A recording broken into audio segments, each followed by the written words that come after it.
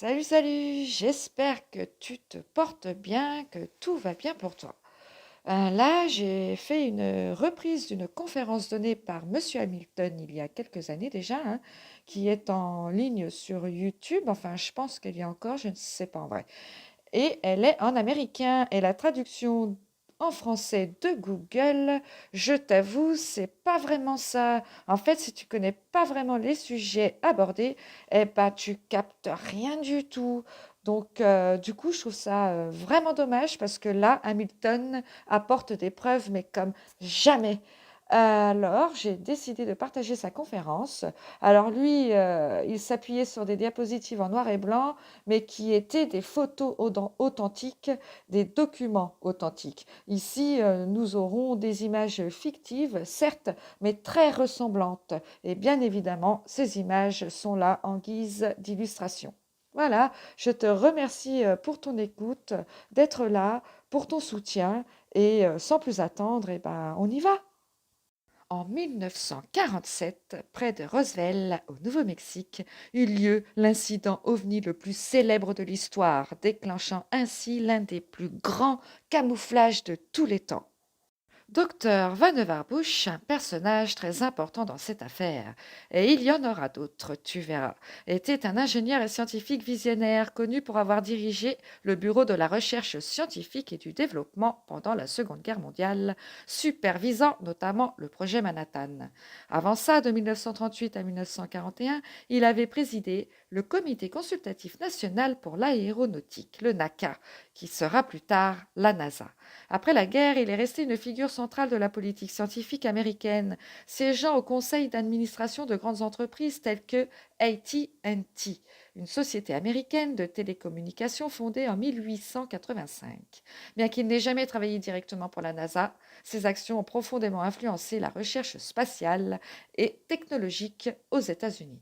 Selon des documents classifiés ayant fuité, Vannevar Bush a également été membre du mystérieux groupe MJ-12, le Majestic 12, créé pour enquêter sur le crash de Roswell en 1947 et superviser l'étude de technologies d'origine non terrestre. Dr Detlef Bronk était un physiologiste et biophysicien de renom, considéré comme l'un des pionniers de la biophysique moderne. Il a dirigé de grandes institutions scientifiques américaines, notamment Johns Hopkins et la Rockefeller University, et a présidé l'Académie nationale des sciences de 1950 à 62. Cet homme-là avait beaucoup de références scientifiques. Bien qu'il ne soit pas un spécialiste du nucléaire, il a siégé dans plusieurs comités gouvernementaux liés à la recherche militaire et à l'énergie atomique, jouant un rôle de conseiller influent dans l'orientation scientifique des États-Unis à l'époque de la guerre froide. Son nom apparaît également dans les documents du MJ-12, où il est présenté comme ayant participé à l'analyse biologique d'entités non humaines suite au crash de Roswell. Grâce à son expertise en physiologie, il aurait été impliqué dans l'étude des corps supposément récupérés, bien que cela n'ait jamais été confirmé officiellement. Il était l'un des membres originaux de MJ12. Jérôme Munsacker fut un ingénieur aéronautique de premier plan et une figure majeure du développement de l'aviation américaine. Fondateur du département d'ingénierie aéronautique au MIT, l'Institut technologique du Massachusetts, il forma des générations d'ingénieurs avant de devenir en 1941 président du NACA, l'organisme qui deviendra plus tard la NASA. Sous sa direction, le NACA joue un rôle clé dans les avancées technologiques pendant et après la Seconde Guerre mondiale. Bien que son nom ne soit pas officiellement lié aux affaires d'OVNI, certaines théories avancent qu'il aurait pu être impliqué dans les programmes secrets liés au crash de Roswell en raison de sa position centrale dans l'aéronautique militaire au moment des faits en 1947. Son nom apparaît même dans certaines versions alternatives ou moins connues du Eisenhower Briefing Document, document prétendument classifié reçu par Bill Moore et ses collègues dans les années 80. Entre 80 et 94, Bill Moore et ses collègues auraient reçu par une fuite anonyme une bobine de film contenant un document photographié, un briefing top secret destiné au président Dwight D. Eisenhower, daté de 1952, concernant l'existence du groupe Majestic 12. Ce document, souvent appelé Eisenhower Briefing Document, mentionne 12 personnalités de haut niveau, scientifiques et militaires, chargées de gérer l'information sur les ovnis et les entités biologiques récupérées, notamment suite au crash de Roswell en 1947. Lloyd Berkner était un physicien et ingénieur en électromagnétique américain, spécialiste des hautes atmosphères et des ondes radio. Il a joué un rôle fondamental dans l'expansion des communications à longue distance grâce à ses recherches sur l'ionosphère et a participé à la mise en place du système radar américain pendant la Seconde Guerre mondiale. De 1946 à 1947, il fut secrétaire exécutif du Comité de la recherche et du développement, un organe clé du gouvernement américain chargé d'évaluer les systèmes d'armes et les technologies stratégiques émergentes. Son rôle le plaçait au carrefour des avancées scientifiques, militaires et de renseignement. En 1953, son nom apparaît dans des rapports confidentiels liés aux ovnis, notamment dans le contexte du panel Robertson, une commission convoquée par la CIA pour évaluer la menace posée par les phénomènes aériens non identifiés. Berkner y aurait été impliqué comme conseiller scientifique, chargé d'évaluer le phénomène sous un angle technique et stratégique. Certains documents évoquent également son inclusion dans le groupe MJ12 en tant que scientifique influent, chargé de superviser l'analyse des phénomènes liés à Roswell et aux récupérations non conventionnelles. Bien que cette implication reste controversée, sa proximité avec les sphères gouvernementales et les technologies avancées nourrit les spéculations sur son rôle dans les programmes secrets d'après-guerre. Robert Oppenheimer était un physicien brillant et le directeur scientifique du projet Manhattan, responsable de la création de la première bombe atomique. Le 16 juillet 1945, dans le désert du Nouveau-Mexique, il supervise le test Trinity, première explosion nucléaire de l'histoire, située au cœur de ce qui deviendra plus tard le White Sands Missile Range. C'est à ce moment-là qu'il prononce la célèbre citation issue de la Bhagavad Gita. No, I'm become death, the destroyer of worlds. Je suis le temps, le grand destructeur des mondes. Après la guerre, il devient président du comité consultatif général de la Commission de l'énergie atomique et plaide pour un contrôle éthique de l'arme nucléaire, ce qui lui vaudra d'être évincé pour des raisons politiques en 1954. En parallèle des faits historiques connus, certaines théories évoquent sa proximité avec des phénomènes inexpliqués. Certes, étant sur place lors des essais à Trinity, certains chercheurs comme Jacques Vallée avancent qu'un crash d'objets volants non identifiés aurait eu lieu à proximité peu après le test. Bien qu'il ne soit pas mentionné comme témoin direct, Oppenheimer aurait très bien pu être informé de ces événements. Enfin, en tant que figure centrale de la science militaire américaine, son nom est parfois associé au début du groupe MJ12, en lien avec l'étude de technologies non humaines. Sa présence au croisement du nucléaire, de la stratégie et du secret d'État en fait un acteur clé de l'époque, à la frontière entre sciences officielles et programmes occultés. Werner von Braun fut l'un des ingénieurs en aérospatial les plus brillants du XXe siècle. Dès son plus jeune âge, il se passionne pour les étoiles et les fusées, nourri par les romans visionnaires de Jules Verne et H.G. Wells. Mais c'est la découverte des écrits du scientifique Hermann Oberth, pionnier de l'astronautique, qui donne à sa passion une base scientifique solide. Adolescent, il le contacte, collabore avec lui et pose ainsi les bases de sa future carrière. Oberth sera son mentor et il avait déclaré qu'il croyait que les ovnis étaient des vaisseaux spatiaux interplanétaires qui généraient leur propre champ de gravité artificiel et que ce serait la seule façon pour lui d'expliquer comment ils semblent annuler à la fois la gravité et les forces d'inertie. Pendant la Seconde Guerre mondiale, von Braun conçoit pour le régime nazi la fusée V2, première arme balistique supersonique utilisée contre les populations civiles. À la fin du conflit, il est récupéré par les États-Unis dans le cadre de l'opération Paperclip et devint un acteur clé du développement technologique militaire américain. À White Sands, puis à Huntsville, il travaille d'abord sur les missiles Redstone avant de prendre la tête du centre de vol spatial Marshall de la NASA. Il devient alors l'un des principaux architectes du programme Apollo qui mènera l'homme sur la Lune. Dans les cercles ufologiques, Von Braun est également entouré de mystères. Ses témoignages, notamment celui de Carol Wassin, affirment qu'il avait connaissance de programmes secrets liés à des technologies non humaines et qu'il mettait en garde contre une utilisation stratégique de la peur. D'abord les Russes, ensuite les terroristes, puis les astéroïdes et enfin une possible menace extraterrestre. Figure ambivalente entre génie visionnaire, ingénieur pragmatique et homme impliqué dans des zones d'ombre, Von Braun incarne à lui seul le passage des rêves de science-fiction à la conquête spatiale réelle, mais aussi la face cachée des avancées technologiques modernes. Ernest Steinhoff était un ingénieur en aérospatial allemand spécialisé dans les systèmes de guidage de missiles. Membre de l'équipe de Werner von Braun au sein du centre de Peenemünde, il a participé au développement des fusées V2 durant la Seconde Guerre mondiale, utilisées comme arme de représailles par l'Allemagne nazie.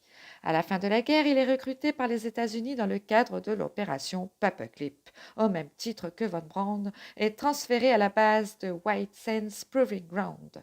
En fait, c'est un site d'essai pour tester des armes, des missiles et d'autres équipements militaires. Il est situé au Nouveau-Mexique. Là, il travaille sur l'amélioration des systèmes de guidage et de navigation des missiles américains, apportant son expertise pour faire progresser la technologie balistique de l'après-guerre.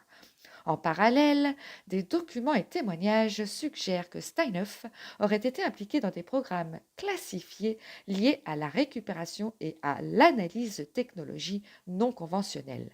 Certains chercheurs l'associent à des projets comme l'étude d'engins non identifiés, notamment à S4 ou à proximité de White Sands, où des phénomènes aériens inexpliqués auraient été observés.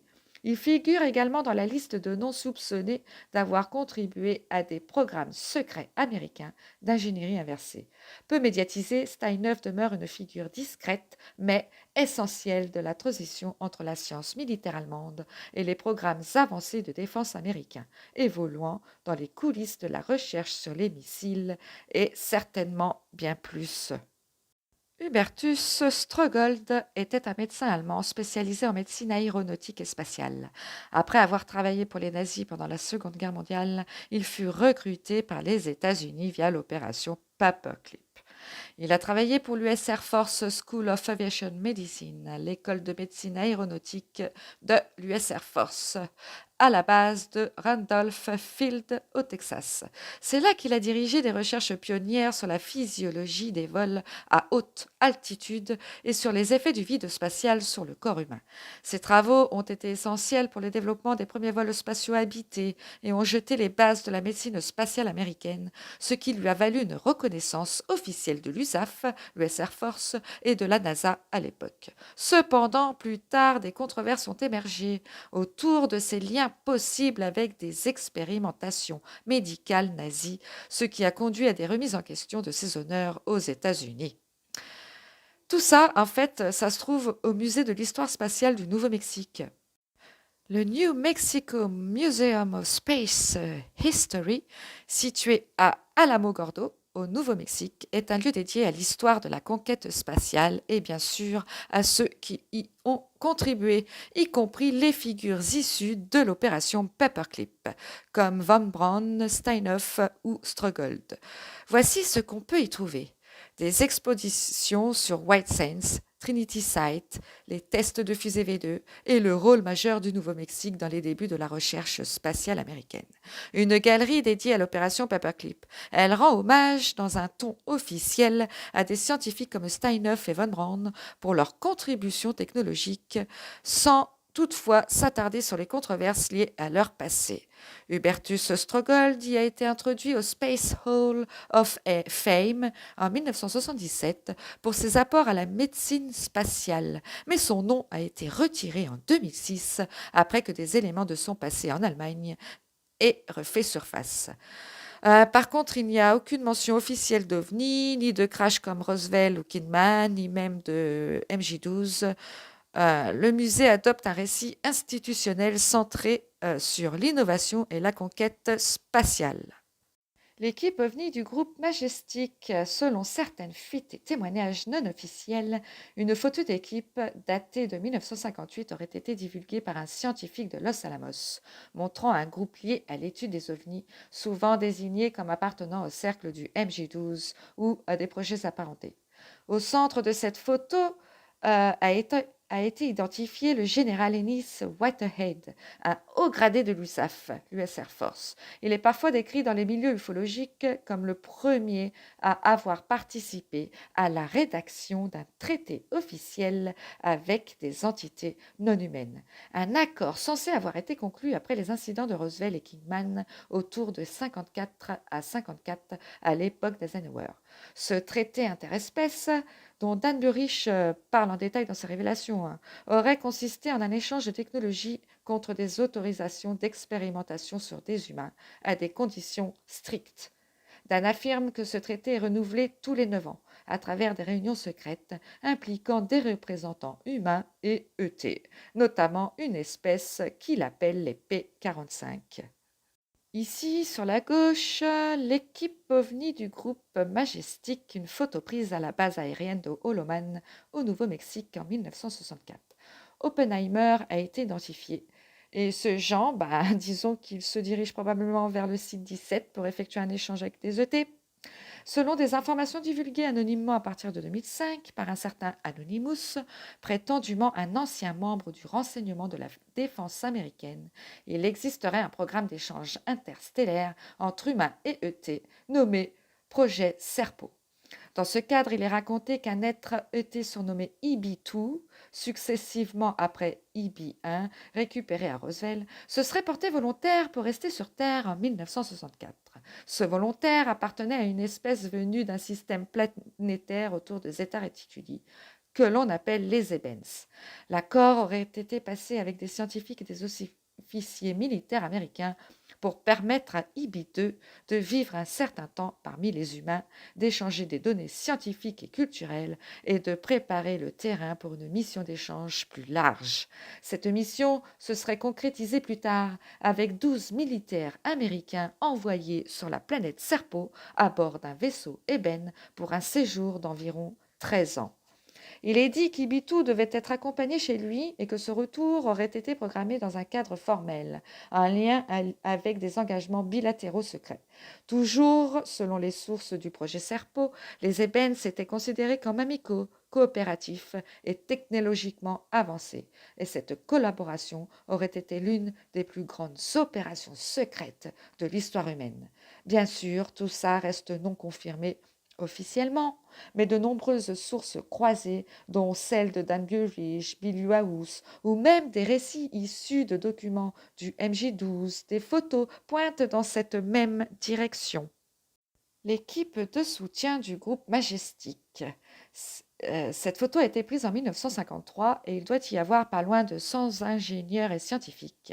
Ils étaient au Majestic dans le groupe consultatif scientifique et le docteur Theodor von Karman a été identifié. C'était un physicien et ingénieur d'origine hongroise, considéré comme l'un des pères fondateurs de l'aérodynamique moderne.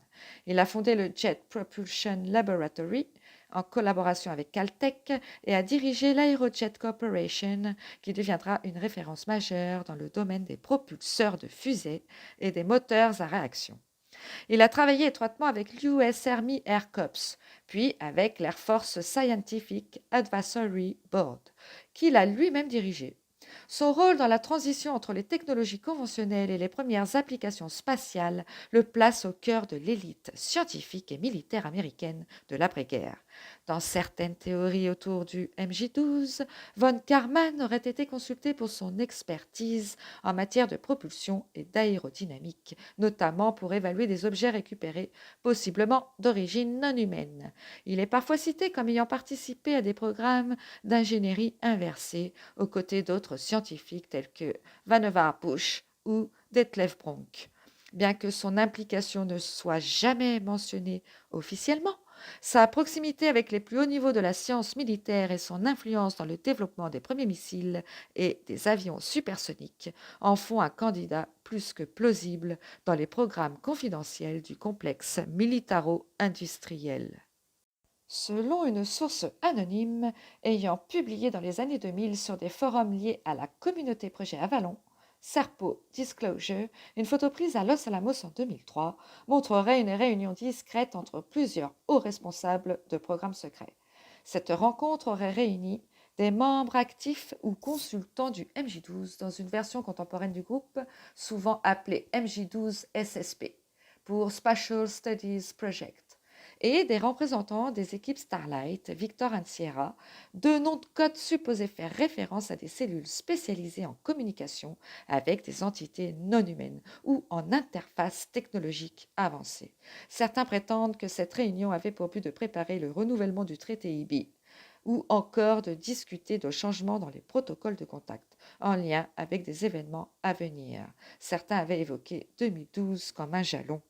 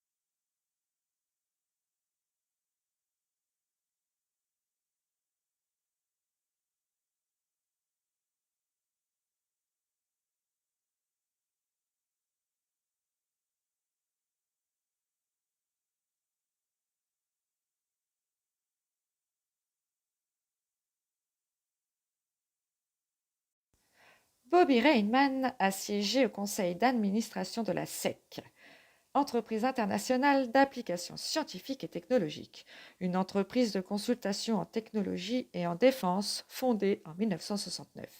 La SEC est une société qui fournit des services de recherche, de développement et d'ingénierie dans des domaines sensibles, notamment le renseignement, la cybersécurité, l'aéronautique et les technologies de défense.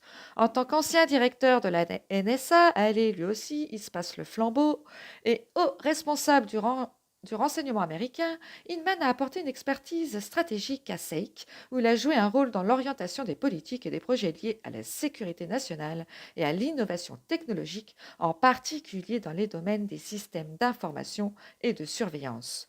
Bobby Ray Inman, amiral et figure centrale du renseignement américain, a joué un rôle clé pendant la guerre froide en tant que directeur de la NSA de 1977 à 81. À ce titre, il a supervisé la gestion de l'information sensible et a été impliqué dans le contrôle des récits officiels concernant les phénomènes non identifiés et les contacts T. Dans le cadre de la gestion des mythes populaires sur les ovnis, Inman aurait été un acteur crucial dans la dissipation de récits comme celui du crash de Roswell et de l'existence d'un mystérieux hangar 18 où des technologies ET auraient été récupérées. Selon le livre Alien Contacts, il aurait contribué à minimiser l'impact public de ces histoires en les réduisant à des mythes urbains, tout en supervisant des opérations de désinformation. Le con! Bill Hamilton a reçu des mails d'une source anonyme, un ancien membre de la sécurité de la zone 51, retraité depuis 2003, qui a décrit des tests qu'il avait observés sur des technologies ET récupérées depuis le crash de Roswell. Selon ces témoignages, les équipes de la Zone 51 ont bien mené des programmes de rétro-ingénierie pour analyser et tenter de reproduire les systèmes de propulsion antigravité utilisés par les ovnis. La source a également expliqué que les technologies avioniques étaient développées pour permettre aux pilotes de tenter de contrôler les vaisseaux ET, mais ces pilotes ne pouvant pas utiliser leurs ondes cérébrales comme le font les ET pour diriger leurs engins, ce qui rendait leur contrôle imparfait. Hamilton, à ce moment-là, raconte une expérience qu'il a vécue dans les années 90 sur l'autoroute 375, nommée Extraterrestrial Highway. Il s'agit d'un lieu qui mène à la zone 51 et qui est souvent associé à des témoignages d'ovnis et de phénomènes étranges. Il dit « Une nuit d'octobre, il est avec d'autres personnes sur cet axe isolé qui mène à la célèbre Groom Lake, donc. Il monte en hauteur, la température diminue, et de là, ils aperçoivent les lumières de Las Vegas à l'horizon, et au loin, ils distinguent les collines séparant Groom Lake de Papoose Lake. Au-dessus de l'autoroute, ils voient plusieurs engins en forme de disque volant silencieusement. L'un de ces vaisseaux projette un faisceau lumineux directement sur un camion. Ce phénomène étrange amène Hamilton à se demander « Mais qu'est-ce qu'ils font ?» Et il pense aussi que certains de ces vaisseaux ont des dimensions mais juste incroyables, pouvant atteindre la taille de 2 voire 3 terrains de football. Le champ de propulsion. À ce moment-là, Hamilton partage une révélation fascinante qu'il avait reçue d'un ingénieur travaillant sur des projets de propulsion spatiale avancée. L'ingénieur lui avait envoyé un dessin technique montrant comment une soucoupe volante générait un champ électromagnétique électrogravitationnel pour se propulser. Selon ce dessin, l'engin utilise l'interaction entre les champs électromagnétiques et gravitationnels pour se diriger dans la direction des pôles positifs, tout en contrôlant l'intensité du champ pour manœuvrer et se déplacer. Hamilton a ensuite expliqué que cette technologie de propulsion avancée est désormais envisagée par de nombreux jeunes ingénieurs et scientifiques qui travaillent dans le domaine de l'aérospatial, suggérant que des technologies similaires pourraient être développées à l'avenir pour la propulsion spatiale. Cela renforce donc l'idée que les concepts d'antigravité et d'électrogravité ne sont pas seulement un domaine de spéculation, mais sont pris au sérieux par certains dans le milieu scientifique. L'aéroforme de Roswell. Mark McCandlish est le The illustrateur technique reconnu pour des reconstitutions très détaillées d'engins ET et de technologies avancées. Il a réalisé des dessins à partir de témoins militaires et policiers qui étaient sur place, notamment lors de l'affaire Roswell en 1947, et aussi par rapport à d'autres programmes secrets. Ici, ce modèle a été conçu pour représenter l'essai d'un vaisseau ET récupéré, basé sur les descriptions précises des débris et des caractéristiques de l'engin que ces témoins ont observés. Les témoignages mentionnaient des matériaux métalliques inconnus, des formes de disques et des détails sur l'intérieur du vaisseau. Hamilton a révélé qu'il avait entendu dire, lui, de son côté, que l'engin de Roswell se métamorphosait en vol. Truc de fou. Il a également raconté avoir vu un F-15 équipé d'ailes flexibles dans sa région, suggérant des technologies de propulsion avancées et des recherches sur des avions à aérodynamique modifiable. À Palmdale, excusez mon anglais vraiment, une entreprise avait reçu un contrat de 9,3 millions de dollars de l'armée de l'air pour développer une technologie révolutionnaire, un avion capable de changer de forme en fonction des conditions de vol ou d'émission. Mais cette avancée inquiète certains pilotes qui redoutent qu'un jour ces engins ne deviennent autonomes et qu'ils rendent donc, de ce fait, le pilote totalement inutile. Ce sont des recherches sur les avions morphing ou à géométrie variable, étudiées notamment à Palmdale, où se trouve le centre de développement aéronautique de la Lockheed Martin, la Skunk Works. Ces avions peuvent modifier la forme de leurs ailes ou de leur structure en vol pour optimiser leur performance selon les besoins. Ce genre de projet entre dans le cadre des programmes de type Adaptive Aircraft ou Intelligent Morphing Vehicles, souvent liés à des essais secrets ou avancés en aérospatiale militaire. La technologie antigravité. Ce système de propulsion est au cœur du fonctionnement des vaisseaux. Il repose sur une technologie révolutionnaire développée par Gravity Control Technologies. L'idée centrale, utiliser l'interaction d'un supraconducteur nanoatomique avec ce qu'on appelle le champ d'énergie 2.0. Cette interaction permettrait de manipuler la gravité elle-même et donc de créer la force propulsive nécessaire au déplacement du vaisseau. Deux systèmes sont testés, l'un utilisant des supraconducteurs en poudre, l'autre exploitant les champs plasma pour atteindre un état de supraconductivité. Un scientifique impliqué dans l'énergie 2.0 a conçu un prototype très similaire à ce que Bill Hamilton a pu observer. Il a même publié une vieille photo de ce modèle sur son site datant des années 80. Ce chercheur avait investi près d'1 million de dollars dans sa construction, mais il a dû stopper faute de moyens. Par la suite, il avait tenté de relancer l'intérêt pour son projet en faisant la promotion.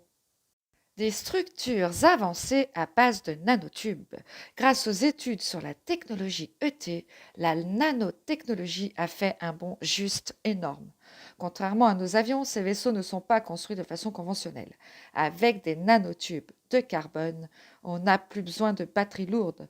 L'énergie est directement stockée dans la structure du vaisseau. Quand les matériaux sont conçus au niveau moléculaire, on peut créer des engins totalement holistiques, avec des surfaces capables de se plier, voire même de disparaître. Ici, une photo satellite de la zone 51. Les photos satellites récentes révèlent avec précision les installations de la zone 51, notamment le complexe de Groom Lake. Selon un général de l'armée de l'air, interrogé par Bill Hamilton, il existerait, et ça nous l'avions vu, au moins 5 niveaux souterrains connus dans cette base ultra secrète. Le transport par trou de verre. Bien que la relativité restreinte interdit aux objets de se déplacer plus vite que la lumière dans l'espace-temps, on sait que l'espace lui-même peut être courbé et déformé. Certes, il faut une énorme quantité de matière ou d'énergie pour créer de telles distorsions, mais les distorsions sont théoriquement possibles. Dans le cas du trou de verre, un raccourci est créé en déformant l'espace pour relier deux points qui étaient auparavant séparés. Ces théories sont certes trop récentes pour être écartées ou validées, et oui, les trous de verre invitent à nouveau les vieux problèmes paradoxaux du voyage dans le temps. Mais cela devient concevable si l'on part du principe que c'est une façon dont les ET sont arrivés ici, sans passer par des années-lumière, en utilisant un trou de verre avec lequel, comme le disent certains scientifiques, vous pourriez accéder ainsi à un univers alternatif ou dans une autre époque. La supercavitation utilisée pour les torpilles d'un sous-marin ou pour un sous-marin lui-même consiste à créer une bulle de gaz autour de l'objet pour éliminer la résistance du fluide, permettant ainsi des vitesses incroyables sous l'eau. De la même façon, un vaisseau spatial ET générerait une bulle à travers un champ gravitationnel électromagnétique. Ce champ supprime l'inertie comme dans un superfluide sans viscosité. En résumé, chaque milieu a sa cavité. Le sous-marin dans l'eau, l'aéronef dans l'air et le vaisseau spatial dans le champ 2.0. Le moteur à distorsion. Miguel Alcubierre, inspiré par Star Trek. En plus, je regarde Star Trek en ce moment. Je suis à fond dedans, je suis comme une dingue. A imaginé un moteur à distorsion capable de dépasser la vitesse de la lumière. Son idée, créer une bulle autour du vaisseau en étirant l'espace-temps derrière lui, repoussant ainsi le point de départ de nombreuses années-lumière en arrière et en le contractant à l'avant, approchant ainsi de la destination. Le vaisseau resterait dans une zone plutôt calme, mais voyagerait à une vitesse supraluminique, sans enfreindre les lois de la relativité.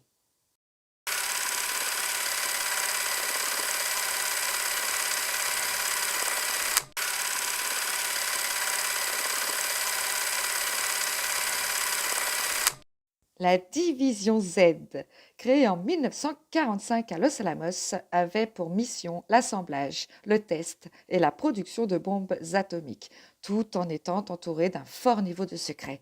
Officiellement, dédiée à la physique nucléaire, certains pensent qu'elle aurait aussi servi à dissimuler le stockage de technologies ET. Son nom viendrait de Gérald Zakaria, donc le Z de son nom de famille, un scientifique proche d'Oppenheimer qui supervisa brièvement son transfert avant de retourner à l'université. Ici, sur la droite, nous voyons une photo qui représente Zakaria versant un produit chimique lors d'une expérience de faisceau moléculaire. La division Z de Los Alamos aurait été impliquée non seulement dans les projets nucléaires, mais aussi dans l'étude de débris d'OVNI récupérés, d'artefacts extraterrestres et même dans la détention du tout premier ET vivant capturé en 1949, surnommé EB-1. Ce dernier, doté de puissantes capacités psychiques, aurait été profondément effrayé par les humains, plus encore que ceux-ci ne l'étaient de lui. Le TA-49 au laboratoire national de Los Alamos est une zone hautement sécurisée, remplie de structures mystérieuses. Entourée de clôtures et de barrières temporaires lors d'expériences, elle protège contre les niveaux d'énergie dangereux. Ce site, situé sur la Mesa de Frioli, près du monument national de Bandolier, serait aussi l'un des lieux présumés de réunion du groupe secret MJ12. Le monument national de Bandelier est un site protégé situé au Nouveau-Mexique, non loin de Los Alamos. Il est surtout connu pour ses habitations troglodytes ancestrales creusées dans la roche volcanique par les peuples autochtones pueblos. Dans certains récits liés au programme secret, justement, ce lieu calme et isolé aurait aussi été utilisé, selon des témoignages, comme point de rencontre discret pour des membres du MJ12. Un prototype de technologie issue de programmes secrets, potentiellement liés à l'énergie 2.0, au système de propulsion non conventionnel ou à des applications militaires avancées. Là, en fait, Hamilton nous dit qu'il a reçu un diagramme provenant d'une source confidentielle du laboratoire de Los Alamos et cela représente une tentative du laboratoire de faire de l'ingénierie inversée sur un dispositif énergétique extraterrestre appelé Crystal Rectangle, rectangle de cristal. Ce dispositif utiliserait un isotope rare d'hydrogène comme catalyseur pour extraire l'énergie du vide. Les détails sont très secrets, mais cela suggère une technologie extrêmement avancée. Il y aurait plusieurs artefacts similaires au Crystal Rectangle, au Sea Air, conservés à Los Alamos, dont les scientifiques ne comprennent pas vraiment le fonctionnement. L'isotope rare d'hydrogène qu'ils testent dans l'espace semble, par contre, inépuisable. Selon le scientifique qui a divulgué ces informations, il faudrait abandonner les théories actuelles pour tout recommencer à zéro. En 1969, un dispositif énergétique Je suis désolée. Oh putain, pardon. J'y arrive pas ce matin. C'est pas croyable. Non, mais parce que je me suis fait striker et encore striker et encore striker. Alors, j'ai dû recommencer à faire les épisodes, mais je sais pas combien de fois. Et là, ce matin, je reprends là pour la deuxième partie et, et je galère là. Bon, allez, oh, un dispositif en plus, le sujet, il est sérieux. Bon, en 1969, un dispositif énergétique. Oh là là, je crois que ça va être mon premier passage que je vais mettre dans les parodies. Bon, en 1969, on n'avait pas compris, un dispositif énergétique extraterrestre surnommé Sea Air Crystal Rectangle a été remis au laboratoire de Los Alamos. Ce Sea Air désigne un rectangle de cristal capable de générer une énorme quantité d'énergie. Cependant, les scientifiques n'ont jamais pu le dupliquer ni comprendre son fonctionnement en raison de la complexité de l'isotope hydrogène utilisé. Des documents top secrets liés à ce dispositif ont fuité, suscitant l'intérêt de la CIA et du FBI. Malgré ça, ces informations étant désormais publiques, il sera bien difficile pour eux de les contenir. Selon Bill Hamilton, le docteur Christopher Green est un médecin ayant travaillé pour la CIA, spécialisé en neurophysiologie et impliqué dans des programmes classifiés, notamment liés aux phénomènes paranormaux, aux ovnis et à l'ingénierie inversée. Il a été médecin conseil au sein du programme WareDesk de la CIA dans les années 70 et 80, s'occupant entre autres de dossiers impliquant des contacts T, les effets physiologiques des abductions ou encore des recherches sur la conscience. Il est aussi cité par certains chercheurs comme ayant eu accès à des informations sur des corps extraterrestres récupérés. Et ce dernier avait été informé du Sea Air. Hamilton l'évoque comme quelqu'un de très sérieux, souvent en lien avec des projets comme Stargate, la vision à distance, le MJ-12 ou encore certaines parties du programme S4. Il est souvent entouré de mystères, mais son nom revient fréquemment dans les récits de chercheurs d'informations confidentielles. Alors, Jack Schulman, PDG de l'American Computer Company, a affirmé que sa société avait rétro-ingénieré un condensateur de transfert à partir des débris du crash de Roswell. Ce composant, surnommé TCAP, pourrait stocker 90 gigas dans un dispositif informatique. Et apparemment, ça, c'est juste énorme. Schulman a publié ces informations dans les années 90 et il voulait le commercialiser, ce qui a suscité beaucoup de controverses. Il a été pris dans plusieurs conflits car tout le monde n'était pas vraiment d'accord avec ça. Bien que certains pensent qu'il s'agissait d'un canular, l'idée d'une technologie issue de Roswell reste, on le voit bien maintenant, légitime. Bill House, ça n'était pas son vrai nom, était ingénieur en mécanique et l'un des premiers, après Bob Lazar, à avoir parlé de son travail qui portait sur un simulateur de vol. Et voici un dessin, celui de gauche. C'était pour former des pilotes au pilotage de soucoupes volantes avant qu'ils ne se lancent dans une vraie soucoupe. Et ils étaient sur un cadran pour qu'ils puissent s'incliner jusqu'à 65 degrés. Bill House a aussi collaboré avec un extraterrestre nommé Jared pour développer le simulateur de vol permettant d'entraîner des pilotes à manœuvrer des avions furtifs. La communication avec Jared se faisait par télépathie, nous dit-on. Mais Bill House, lui, dira que c'était grâce à une technologie extraterrestre adaptée aux humains.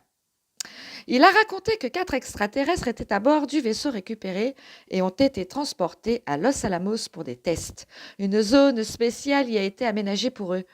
Et des scientifiques ont tenté de communiquer avec l'un d'eux, les autres ne voulant pas parler, surnommé Gerald par télépathie. House était initialement sceptique à ça, mais a fini par constater que cette forme de communication fonctionnait bel et bien. Toujours ce même Bill House a affirmé que les extraterrestres utilisaient le bore dans un dispositif de fusion avec de l'hydrogène. Ce carburant non radioactif, nous dira-t-il, produisait uniquement de l'hélium sans neutrons lorsqu'il fusionnait, offrant une source d'énergie propre et efficace. Quant à Eric Cornell, physicien des plasmas, aurait évoqué l'intérêt des extraterrestres pour un réacteur de fusion utilisant de l'hydrogène et du bore. Ce carburant, nous dit-il, non radioactif, ne produit que de l'hélium, sans neutrons ni résidus, offrant ainsi une source d'énergie propre aux multiples applications.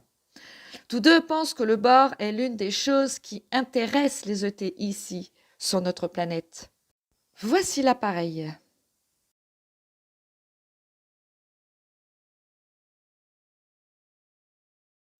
Ici, un document officiel daté du 10 mai 1983 mentionné par Bill Hamilton et transmis à John Greenewald semble établir un lien clair entre le projet Aquarius et les ovnis. Alors, ce John Greenewald est un chercheur américain spécialisé dans les phénomènes aériens non identifiés et les dossiers gouvernementaux classifiés. Il a pu obtenir des documents officiels en utilisant, dès son plus jeune âge, la loi sur la liberté d'information. Il a créé un site web qui s'appelle The Black Vault, qui est en ligne, tu peux aller le consulter si tu veux, qui héberge une vaste archive de plus de 3 millions de pages de documents déclassifiés.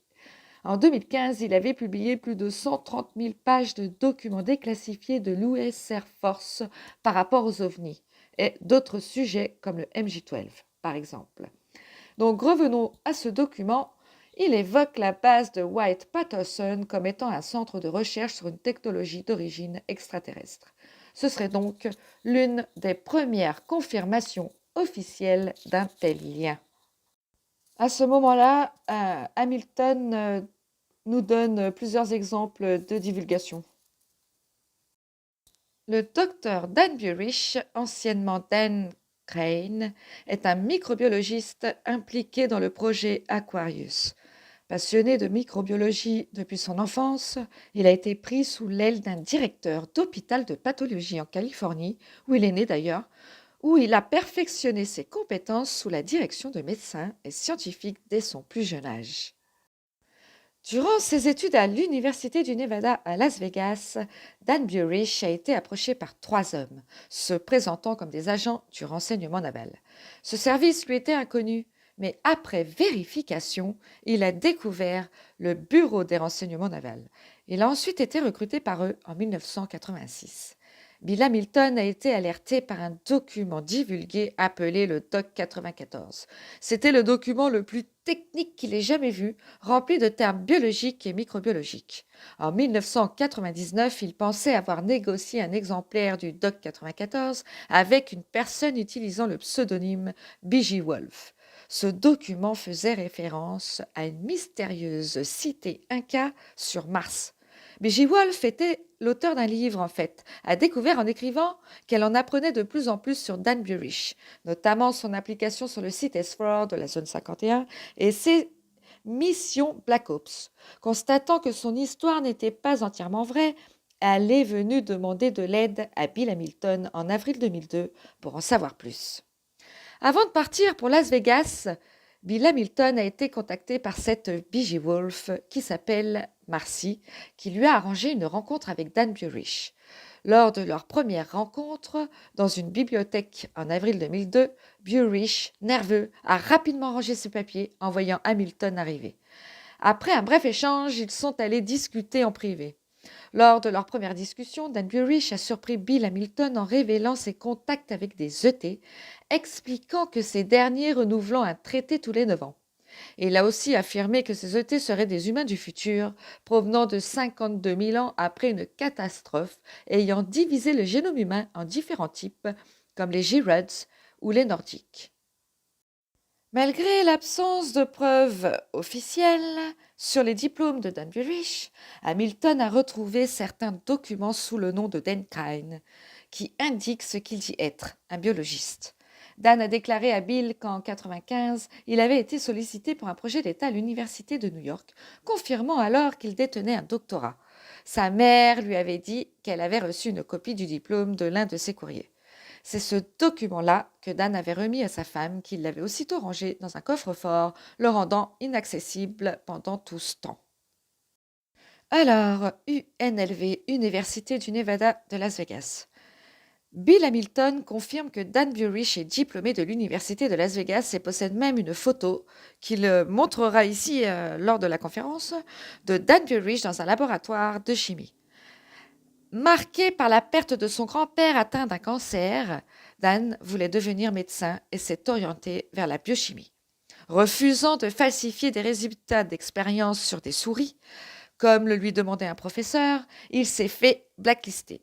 Suite à ça, il a dû quitter le programme, est rentré chez lui et, avec son père, il est allé s'inscrire en psychologie pour terminer ses études, son diplôme.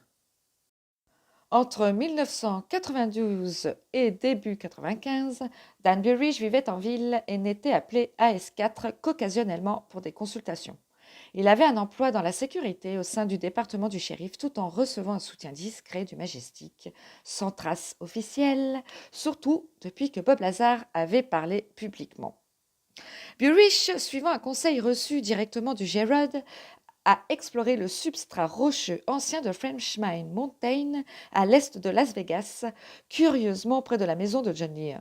En analysant un échantillon récolté sur place au microscope, il a découvert une particule extraordinaire qu'il a appelée la particule de Ganesh. Cette découverte deviendra centrale dans le projet Lotus. Selon Hamilton, notre enquêteur, ils ne savent pas exactement ce qu'est la particule de Ganesh. Ils pensent qu'il pourrait s'agir d'une forme microscopique de foudre en boule ou de plasma. Ce qui est fascinant, c'est que cette particule semble porter un programme. Elle apparaît lorsqu'un cristal est stimulé électriquement à une certaine tension, et cela ouvre un portail. Burish a découvert que la particule de Ganesh pouvait réparer une cellule endommagée. Elle crée une sorte de pont qui se connecte à la cellule et la régénère. Il pense même que sur n'importe quelle planète où il y a du dioxyde de silicium, donc de l'oxygène et des cristaux, ces particules pourraient naturellement apparaître. Selon lui, elles seraient à l'origine des toutes premières formes de vie, les cellules simples appelées prokaryotes. Bill Hamilton a étudié la biologie moléculaire à l'UCLA, donc ses connaissances lui permettent de comprendre et d'approuver ce que Dan Burish avance sur la particule de Ganesh et sa capacité à régénérer les cellules ou même initier la vie.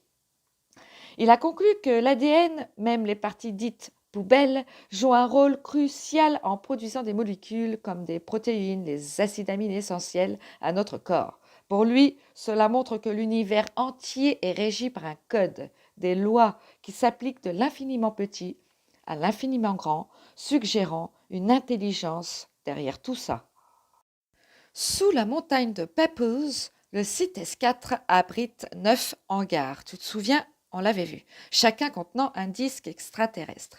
C'est là que Bob Lazar a travaillé, explorant les systèmes de propulsion. Les réunions révélaient l'évolution des ET sur les 10 000 dernières années et 15 ans d'échanges technologiques avec les scientifiques de S4. Ici, un dessin de Bob Lazar qui montre le premier niveau de Papoose Mountain, Papoose Lake étant de l'autre côté des montagnes. Il s'agit d'un laboratoire contenant 9 hangars avec 9 disques dont on ne sait, comme l'a dit Dan Burish, comment nous les avons acquis. Lazar avait travaillé sur un modèle sportif. Dan avait travaillé dans les niveaux -4 et -5. Tu te rappelles, ça aussi on l'avait vu. Dans les laboratoires de biologie de S4. La désignation qui apparaissait sur son badge indiquant ETL a été modifiée en EBL. ETL signifiant laboratoire extraterrestre, modifié donc en laboratoire biologique extraterrestre. Ce dessin a été fait selon la description de Dan Burish de S4 où ils ont installé des laboratoires de biologie dans un niveau spécial, le 5, où un ascenseur descend en biais contournant le niveau 4 pour descendre au niveau 5, dans lequel il y avait une salle environnementale dans laquelle se trouvait le Gerard, qui souffrait d'une neuropathie, d'une sorte de dégénérescence de son système. Il y avait une suite appelée la suite des ambassadeurs, depuis laquelle on pouvait voir et entendre Dan Burish intervenir avec le Gerard. Ceci est un dessin que Dan Burish a réalisé du Gerard malade de Zeta Reticuli. Burish dit « Au départ, on m'informa que Gerard était un ET, plus précisément du système Zeta Reticuli 1 et 2, un système binaire, plus particulièrement de Reticuli 4, c'est-à-dire la 4e planète d'un des 2 soleils. En vérité, je n'en avais aucune idée, mais cela a été confirmé à l'heure actuelle que c'était bien Reticuli 4, mais je n'avais aucune idée sur le comment il était arrivé.